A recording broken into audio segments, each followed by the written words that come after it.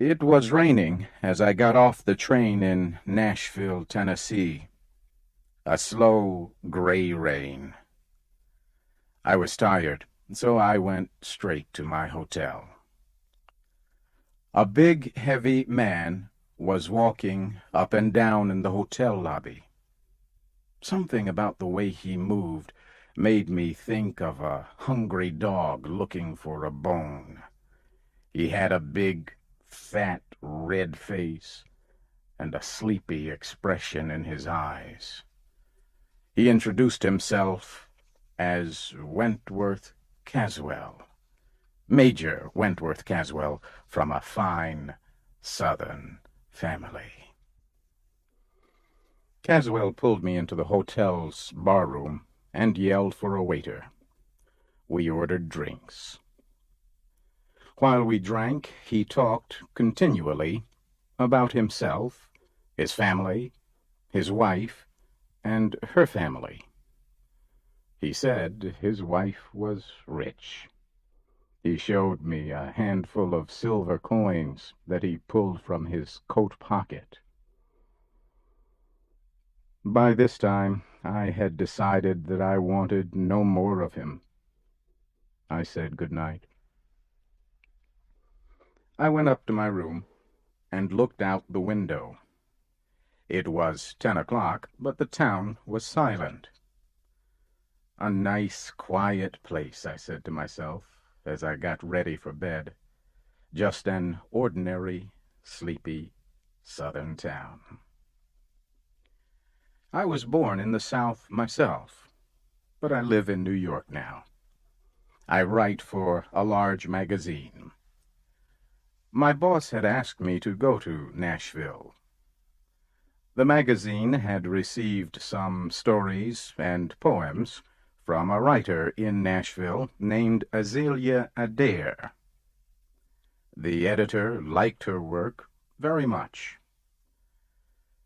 The publisher asked me to get her to sign an agreement to write only for his magazine. I left the hotel at 9 o'clock the next morning to find Miss Adair. It was still raining. As soon as I stepped outside, I met Uncle Caesar. He was a big old black man with fuzzy gray hair. Uncle Caesar was wearing the strangest coat I had ever seen. It must have been a military officer's coat. It was very long, and when it was new, it had been gray. But now, rain, sun, and age had made it a rainbow of colors. Only one of the buttons was left. It was yellow, and as big as a 50-cent coin. Uncle Caesar stood near a horse and carriage. He opened the carriage door and said softly, "Step right in, sir. I'll take you anywhere in the city." "I want to go to 861 Jasmine Street," I said, and I started to climb into the carriage. But the old man stopped me. "Why do you want to go there, sir?" "What business is it of yours?" I said angrily.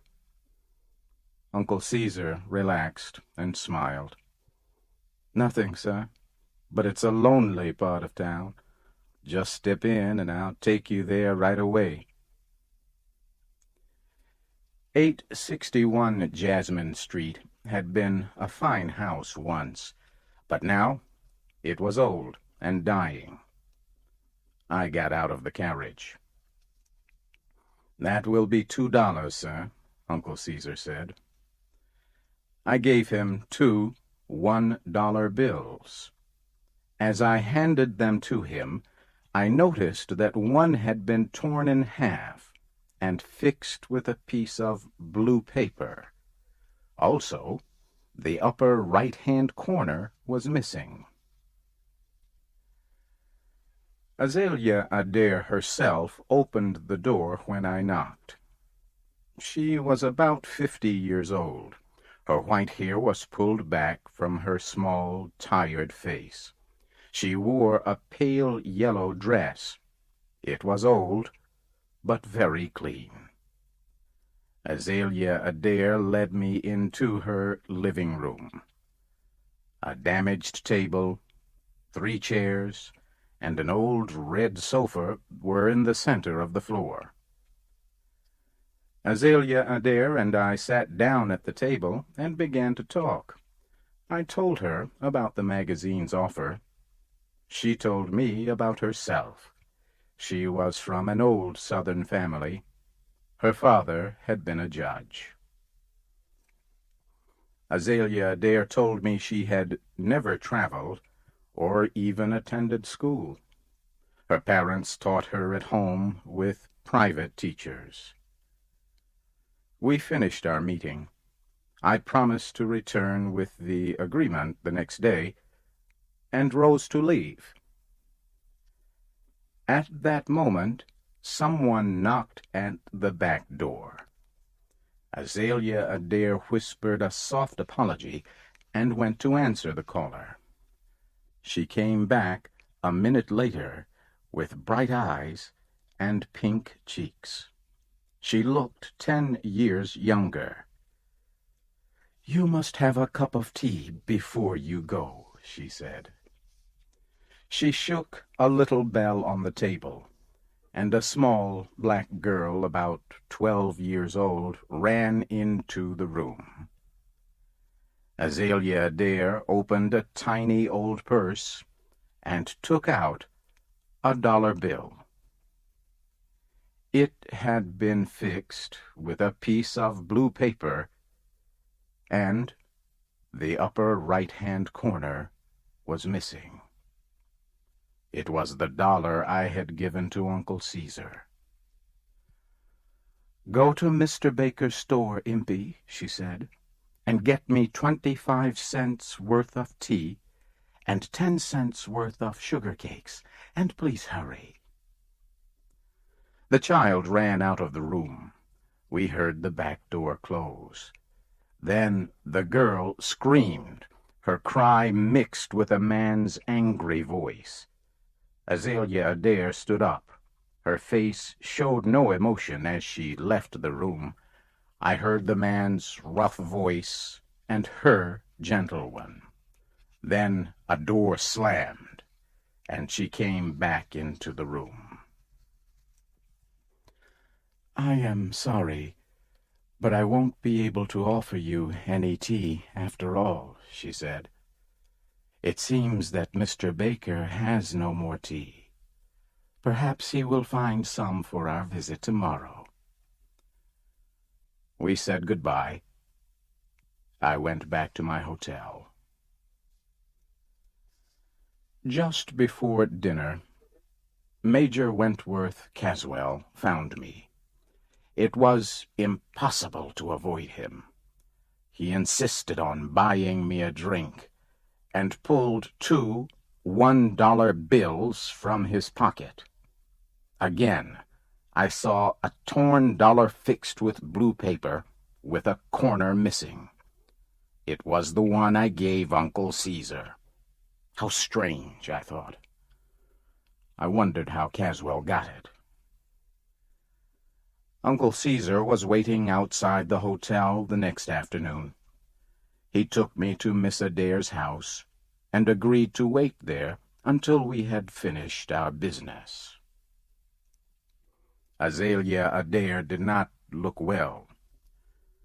I explained the agreement to her. She signed it. Then, as she started to rise from the table, Azalea Adair fainted and fell to the floor. I picked her up and carried her to the old red sofa. I ran to the door and yelled to Uncle Caesar for help. He ran down the street. 5 minutes later, he was back with a doctor. The doctor examined Miss Adair and turned to the old black driver. "Uncle Caesar," he said, "run to my house and ask my wife for some milk and some eggs. Hurry." Then the doctor turned to me. "She does not get enough to eat," he said. "She has many friends who want to help her, but she is proud. Mrs. Caswell will accept help only from that old black man. He was once her family's slave." "Mrs. Caswell?" I said in surprise. "I thought she was Azalea Adair." "She was," the doctor answered, "until she married Wentworth Caswell 20 years ago. But he's a hopeless drunk. He takes even the small amount of money that Uncle Caesar gives her." After the doctor left, I heard Caesar's voice in the other room. "Did he take all the money I gave you yesterday, Miss Azalea?" "Yes, Caesar," I heard her answer softly. "He took both dollars."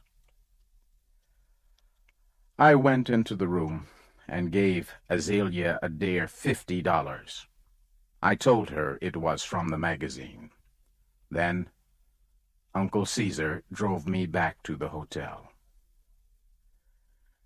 A few hours later, I went out for a walk before dinner. A crowd of people was talking excitedly in front of a store. I pushed my way into the store. Major Caswell was lying on the floor. He was dead. Someone had found his body on the street. He had been killed in a fight. In fact, his hands were still closed into tight fists.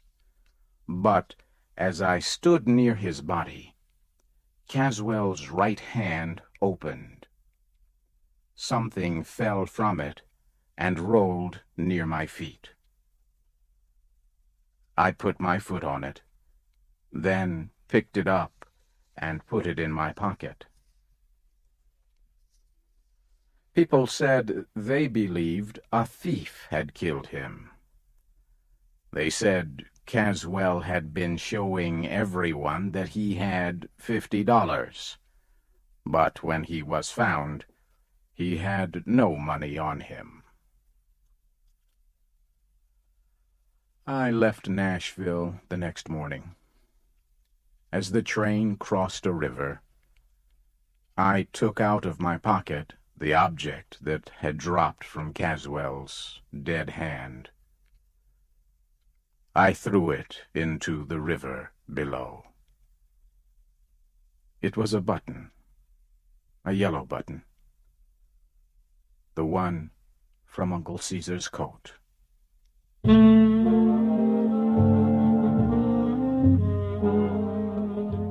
You have just heard the story, A Municipal Report.